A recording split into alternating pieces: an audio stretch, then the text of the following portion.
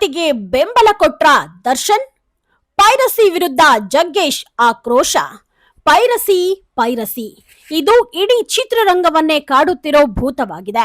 ಕಷ್ಟಪಟ್ಟು ನಿರ್ದೇಶಕರು, ನಿರ್ಮಾಪಕರು, ತಂತ್ರಜ್ಞರು, ಕಲಾವಿದರು ಸಿನಿಮಾ ಮಾಡಿರ್ತಾರೆ. ಆದ್ರೆ ಅದ್ಯಾರೋ ಅಲ್ಲೊಬ್ಬ ಇಲ್ಲೊಬ್ಬ ಸೋಷಿಯಲ್ ಮೀಡಿಯಾದಲ್ಲಿ ಸಂಪೂರ್ಣ ಫಿಲಂ ಡೌನ್ಲೋಡ್ ಮಾಡಿ ಊರಿಗೆಲ್ಲ ಹಂಚಿಬಿಡ್ತಾರೆ. ಇದರಿಂದ ಇಡೀ ಚಿತ್ರತಂಡಕ್ಕೆ ತುಂಬಲಾರದ ನಷ್ಟವಾಗ್ತಿದೆ. ಇದೇ ವಿಚಾರವಾಗಿ ಮಾರ್ಕ್ ಸಿನಿಮಾ ಬಿಡುಗಡೆಗೂ ಮುನ್ನ ನಟ ಸುದೀಪ್ ಅವರು ಆಡಿದ ಮಾತುಗಳು ದರ್ಶನ್ ಹಾಗೂ ಸುದೀಪ್ ಅಭಿಮಾನಿಗಳ ಮಧ್ಯೆ ಕಿಚ್ಚು ಹಚ್ಚಿತ್ತು. ತಮ್ಮ ಮಾತುಗಳ ಬಗ್ಗೆ ಸುದೀಪ್ ಅವರು ಕ್ಲಾರಿಟಿ ಕೂಡ ಕೊಟ್ಟಿದ್ರು. ಆದ್ರೂ ವಿಕೃತ ಮನಸ್ಸಿನ ಕಿಡಿಗೇಡಿಗಳು ದರ್ಶನ್ ಅವರ ಪತ್ನಿ ವಿಜಯಲಕ್ಷ್ಮಿ ಅವರಿಗೆ ಕೆಟ್ಟದಾಗಿ ಸೋಷಿಯಲ್ ಮೀಡಿಯಾದಲ್ಲಿ ಕಾಮೆಂಟ್ ಹಾಕಿದ್ರು. ಇದರಿಂದ ಬೇಸತ್ತ ವಿಜಯಲಕ್ಷ್ಮಿ ಅವರು ಕೂಡ ಪೊಲೀಸರಿಗೆ ಹೋಗಿ ದೂರು ಕೊಟ್ಟಿದ್ರು. ಪೈರಸಿ ಬಗ್ಗೆ ಸುದೀಪ್ ಅವರು ಏನ್ ಹೇಳಿದ್ರು ನೀವೇ ಕೇಳಿ. ಗಂಟೆ ಕಟ್ಟೋರು ಯಾರು ಅನ್ನುವಂತ ಮಾತಿತ್ತು. ಈಗ ಆ ಕೆಲಸ ನೀವು ಮಾಡಿದ್ದೀರಾ ಅನ್ಕೋತೀನಿ. ಪೈರಸಿ ಅಂತ ಬಂದಾಗ ಸರ್, ನಾನು ಹೇಳೋದು ಇಲ್ಲಿ ನಾವು ಮಾತ್ರ ಅಲ್ಲ ಸರ್, ಸರ್ಕಾರನು ದೃಢವಾಗಿ ಇಳಿಬೇಕಾಗತ್ತೆ ಇದಕ್ಕೆ. ಯಾಕಂದ್ರೆ ಪವರ್ ಇರೋದಲ್ಲಿ ನಾವೆಲ್ಲ ಎಷ್ಟು ಹೋರಾಡ್ಬೋದು ಅಷ್ಟು ಆಗಕ್ಕಾಗತ್ತೆ. ಬಟ್ ಒಂದು ಸ್ಟ್ರಾಂಗ್ ಲಾ, ಒಂದು ಭಯ ಹುಟ್ಟಲಿಲ್ಲ ಅಂದ್ರೆ ಯಾವ ದೇಶನೂ ಉಳಿಸ್ಕೊಳಕ್ಕಾಗಲ್ಲ. ಪೈರಸಿ ಅನ್ನೋದು ತುಂಬಾ ಜನಕ್ಕೆ ಸಾಯಿಸ್ತಾ ಇದೆ. ಅಂಡ್ ಇನ್ನೊಂದು ಏನಾಗುತ್ತೆ, ಇದು ಒಳಗಡೆ ಬಿಟ್ಟಿದ್ದು ಎಲ್ಲಿಂದ, ಯಾವಾಗ ಆಯ್ತು, ಎಲ್ಲಿಂದ ಪ್ರಾರಂಭ ಆಯ್ತು, ಅದು ನಿಮ್ಮ ಆಲೋಚನೆ, ನೀವು ಹೋಗಿ ಹುಡುಕಿಗೆ ಸಿಗುತ್ತೆ. ಈಗ ಬಂದಾಗಿದೆ ಒಳಗಡೆ. ಬಟ್ ಚಿತ್ರರಂಗ ಒಟ್ಟಿಗೆ ನಿಂತಿಲ್ಲ ಅಂತ ಇಲ್ಲ ಸರ್. ನಾವು ಇಡೀ ಚಿತ್ರರಂಗದಲ್ಲಿ ಎಲ್ಲರೂ ಆಗುತ್ತೆ. ಬಟ್ ಏನಾಗುತ್ತೆ, ಸಮ್ಟೈಮ್ಸ್ ಅವ್ರವ್ರಿಗೆ ಆದಾಗ ಮಾತ್ರ ನೋವು ಗೊತ್ತಾಗುತ್ತೆ ಅಂತಾರಲ್ಲ, ಹಾಗೆ ಎಲ್ಲರೂ ಅವರ ಸಿನಿಮಾ ಬಿಡುಗಡೆ ಆಗಿಲ್ಲ ಅಂದಾಗ್ಲೂ ಬಂದು ಸೇರ್ಕೊಂಡಾಗುತ್ತೆ. ಬಟ್ ನನ್ನ ಪ್ರಕಾರ ಸರ್, ಬರೀ ಚಿತ್ರರಂಗದಿಂದ ಇದು ಸಾಧ್ಯ ಇಲ್ಲ. ಧ್ವನಿ ಎತ್ತಬಹುದು ಅಷ್ಟೇ. ಎಲ್ಲೋ ಒಂದ್ ಕಡೆ ಪವರ್ ಇರೋಂಥ ವ್ಯಕ್ತಿಗಳು ಇಲ್ಲಿ ಒಳಗಡೆ ಬರಲೇಬೇಕು. ಅವಾಗ ಯಾವುದು ಸಾಲ್ವ್ ಆಗದೆ ಇರೋದು ಇಲ್ವೇ ಇಲ್ಲ ಸರ್. ಸಾಲ್ವ್ ಆಗದೆ ಇರೋದಕ್ಕೆ ಸಾಧ್ಯನೇ ಇಲ್ಲ. ಎಲ್ಲದಕ್ಕೊಂದು ಉತ್ತರ ಇರುತ್ತೆ. ಬಟ್ ಹೋಗೋ ರೂಟಲ್ಲಿ ಹೋಗ್ಬೇಕಷ್ಟೇ. ನಟ ಸುದೀಪ್ ಅವರ ಪೈರಸಿ ಮಾತಿಗೆ ನಟ ದರ್ಶನ್ ಅವರು ಬೆಂಬಲ ಕೂಡ ಕೊಟ್ಟಿರೋ ಹಾಗೆ ಕಾಣ್ತಿದೆ. ಡಿ ಕಂಪನಿಯ ಅಧಿಕೃತ ಇನ್ಸ್ಟಾಗ್ರಾಮ್ ಖಾತೆಯಲ್ಲಿ ಈ ಬಗ್ಗೆ ಪೋಸ್ಟ್ ಮಾಡಲಾಗಿದೆ.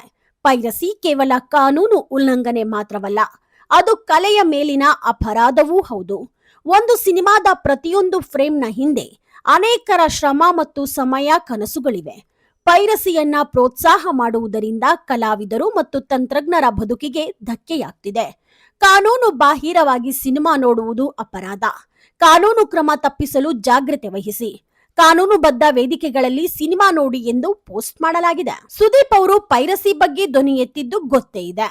ಸುದೀಪ್ ಬಳಿಕ ಜಗ್ಗೇಶ್ ಅವರು ಕೂಡ ಪೈರಸಿ ಬಗ್ಗೆ ಮಾತನಾಡಿದ್ದಾರೆ. ಅವರ ಸಹೋದರ ಕೋಮಲ್ ಕುಮಾರ್ ನಟನೆಯ ಕೋಣ ಸಿನಿಮಾ ಪೈರಸಿಯಾಗಿತ್ತು. ಇದನ್ನ ಮಾಡಿದವರ ವಿರುದ್ಧ ಜಗ್ಗೇಶ್ ದೂರು ನೀಡಿದ್ರು. ಈಗ ನಂದಿನಿ ಲೇಔಟ್ ಪೊಲೀಸರು ಪೈರಸಿ ಮಾಡುತ್ತಿದ್ದ ಓರ್ವನ ಬಂಧಿಸಿದ್ದಾರೆ. ಫೇಸ್ಬುಕ್ ಲೈವ್ ಬಂದು ಪೈರಸಿ ವಿರುದ್ಧ ನಟ ಜಗ್ಗೇಶ್ ಆಕ್ರೋಶ ಹೊರಹಾಕಿದ್ದಾರೆ.